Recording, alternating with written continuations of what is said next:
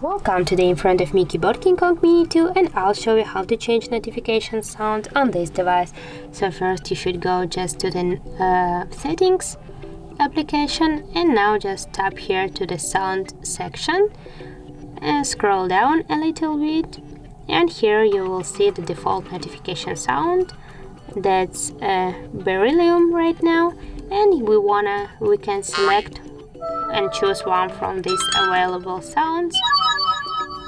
Also, if you want, you can add your notification sound from your phone or from your Google Drive. For example, I will go on with this one, and now just tap OK, and as can you see, okay, one more time, and as can you see right now, our notification sound has changed successfully to the Epsilon.